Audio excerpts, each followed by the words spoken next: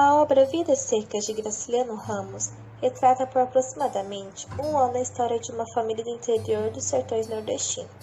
Eles fugiam da seca que aterrorizava a região da Caatinga e viajavam a pé em busca de uma nova morada. A família era formada por Fabiano, pai, Sinhá Vitória, mãe, filho mais novo e filho mais velho. Além desse, havia Baleia, uma cadelinha que estava sempre junto à família e um papagaio que pouco sabia falar. Conversava tão pouco quanto os donos. No início da obra, o papagaio foi sacrificado e servido como alimento por conta da fome e da necessidade que passava. Após muitos dias de caminhada, o grupo estava exausto, porém esperançoso. A chuva ameaçara cair em breve. Nesse instante, eles se depararam com uma fazenda abandonada e decidiram fazer daquele local seu novo lar. A seca se distanciou e a falta de água já não era mais um problema. A família saiu da miséria e começou a criar planos até que chegou o dono da fazenda. No início, o dono tentou expulsá-los, mas Fabiano convenceu que seria um ótimo funcionário se deixasse-os viver lá. Então, Fabiano tornou-se oficialmente vaqueiro da fazenda. Certo dia, Fabiano vai à cidade comprar alguns itens a pedido de sua esposa, e quando está realizando as tarefas na bodega de seu Inácio, é convidado por um soldado amarelo para jogar um jogo de cartas. Como não sabia portar-se diante de tal autoridade, Fabiano aceitou.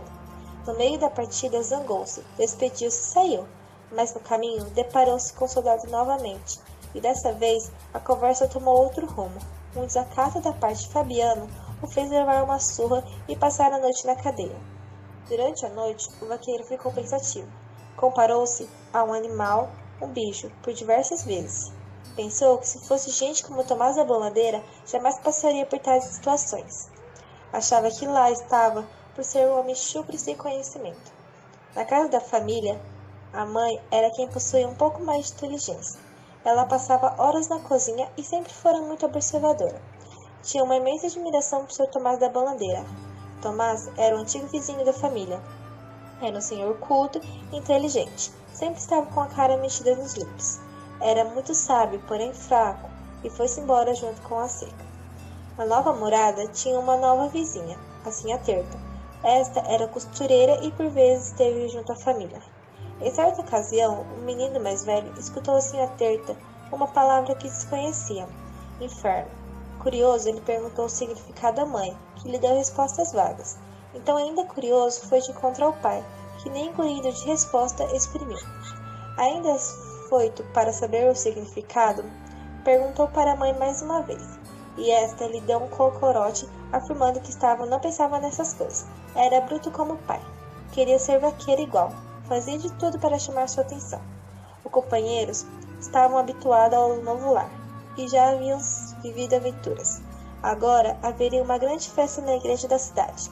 E para ir bem vestido, Fabiano comprou tecidos e pediu para Sinhá Terta que costurasse paletós completos para ele e para as crianças.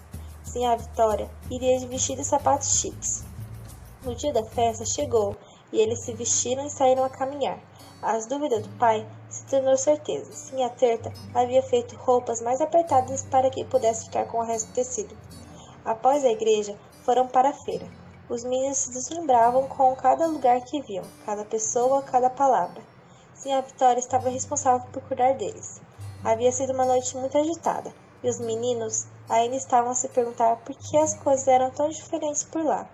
Baleia era muito ágil, prestativa e esforçada. Não tinha uma vez que o dono precisasse e ela não estivesse lá para ajudar, até no inverno da fazenda. Quando o rio subiu ao redor de uma fogueira dentro de casa, a cadelinha não dormia durante as noites, pois sentia o dever de cuidar do grupo. Agora, Baleia estava diferente. Estava no fim de sua vida, doente, não bebia mais água e pouco comia. Vê-la naquela situação era terrível. Então, com 2 tiros, Fabiano acabou com o sofrimento da amiga, que durante seus últimos segundos sentiu vontade de mordê-lo, como era natural, mas pensou em tudo que vivera com ele e faleceu serenamente.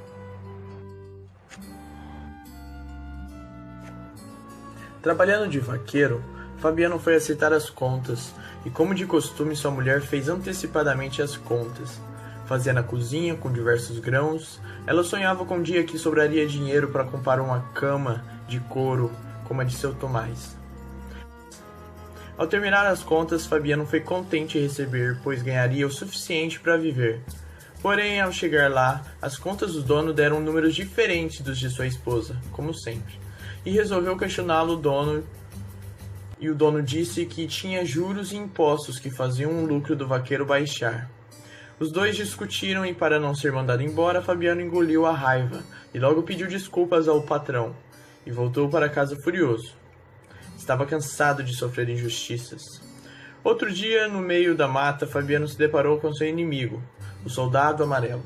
Agora ele estava sozinho, e nas mãos de Fabiano, se ele quisesse fazer algo, o momento era aquele.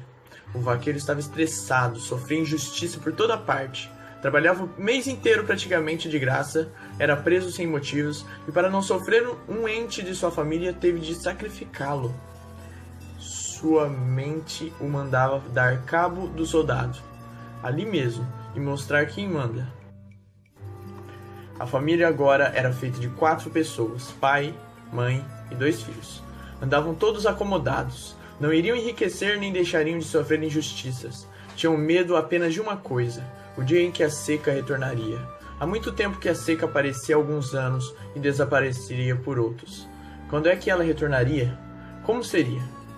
O esposo preferia não pensar nessa hipótese, mas sim a Vitória estava sempre alerta, até mesmo com a chegada de algumas aves na fazenda. Este fato fez com que a esposa alertasse o marido, que não compreendia o que a esposa lhe dizia.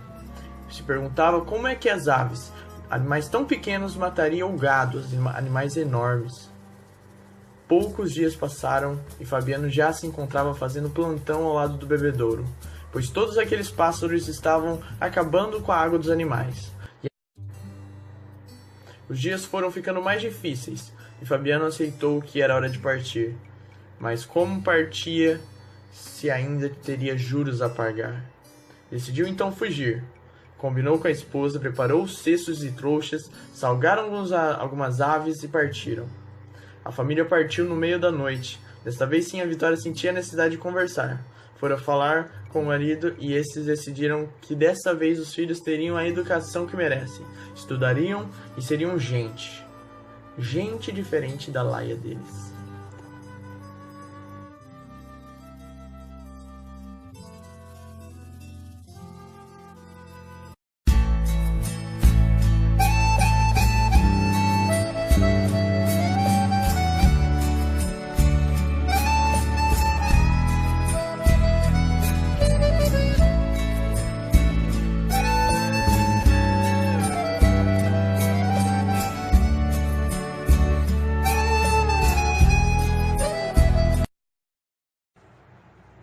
Graciliano Ramos nasceu na cidade de Quebrangulo, Alagoas, no dia 27 de outubro de 1892.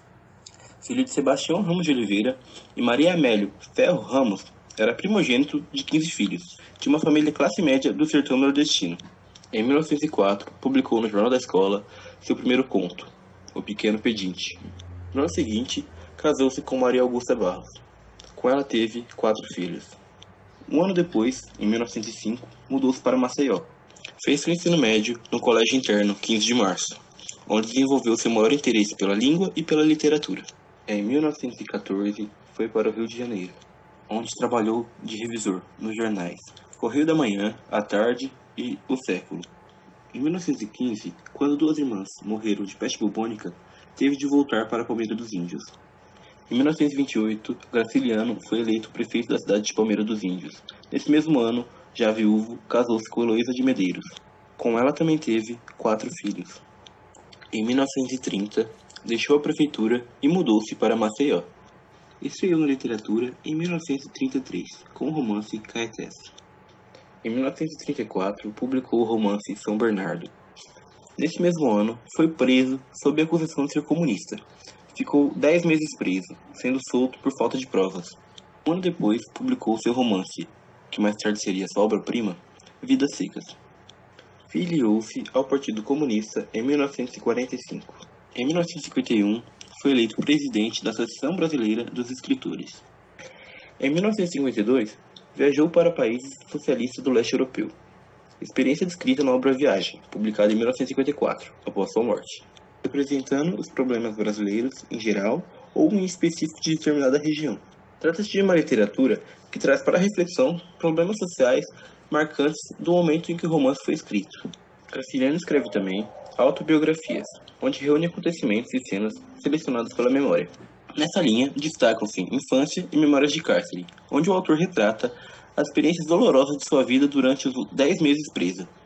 Graciliano Ramos faleceu no Rio de Janeiro no dia 20 de março de 1953.